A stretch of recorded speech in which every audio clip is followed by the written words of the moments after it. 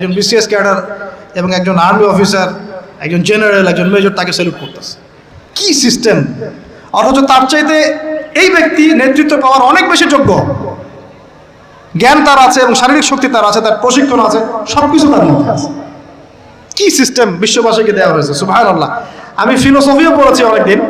Aristotle এবং প্লেটোদের যুগে এটাকে বলা হতো দি কমিউনিটি অফ ফুলস।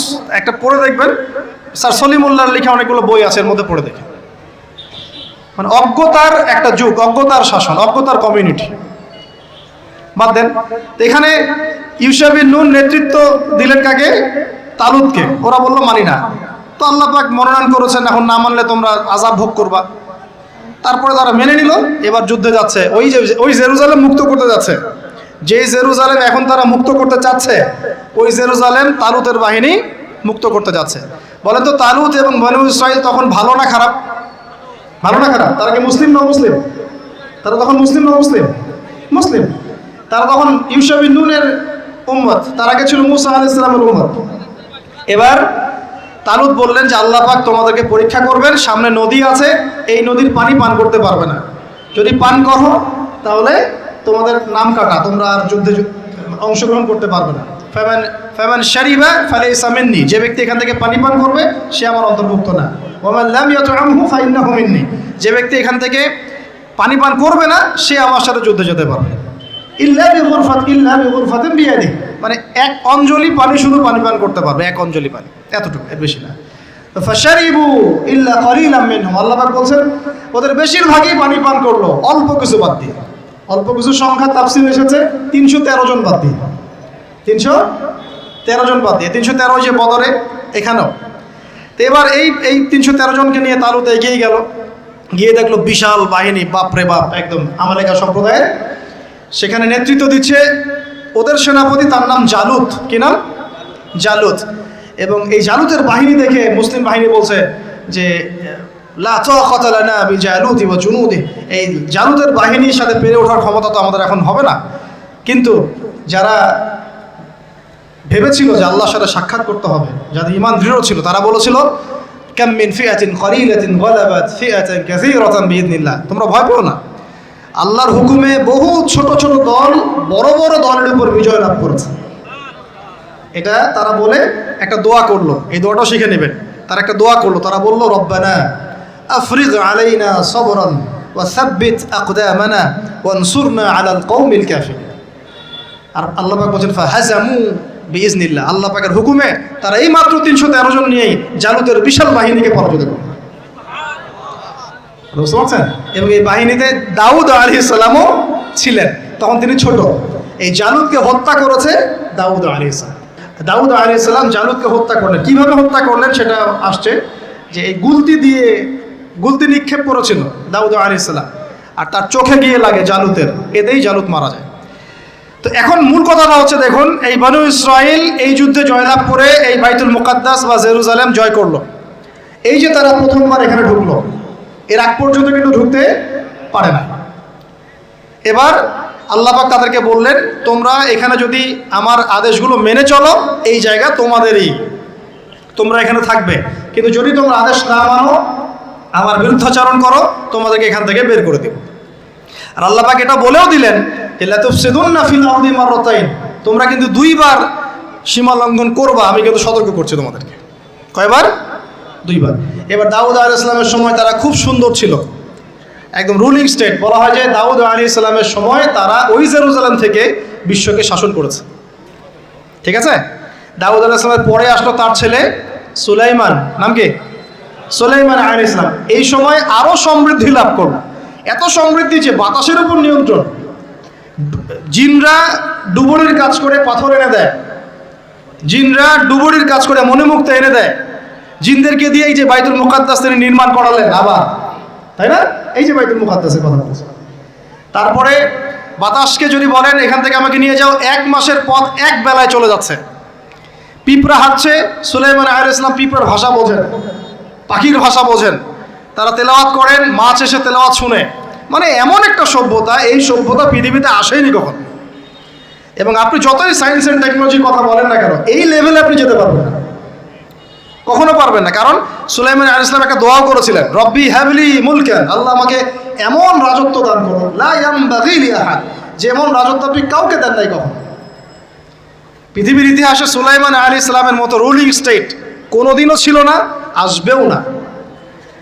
তো সুলাইমান আলাইহিস সালাম এবং তার অনুসারীরা তখন ভালো ছিলেন এবং জেরুজালেম থেকে তারা বিশ্ব শাসন করেছেন। এবার শুরু হলো তারপরে এদের অধঃপতন শুরু হতে হতে এমন একটা জায়গায় চলে গেল যে জেনা, এই মদ খাওয়া, এই সুদ খাওয়া, এই মানুষকে হত্যা করা, এমনকি নবীদেরকে হত্যা করা, এমন কোনো পাপ নাই করতে বাকি রাখলো না।